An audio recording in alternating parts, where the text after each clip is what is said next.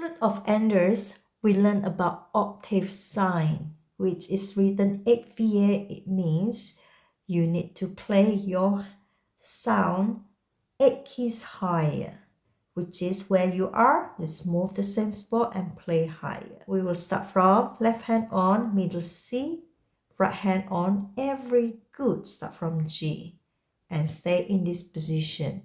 And we will search where is the fourth. It is for the entire song, they are all go fourth. Start from G, jump to C, C, jump back to G, G, twice, G, repeat, G, jump to C, C, jump back to G, G, C, rest.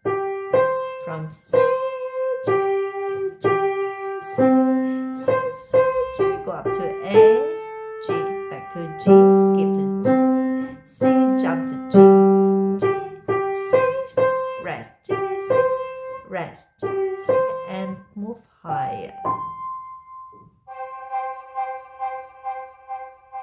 Sunrise,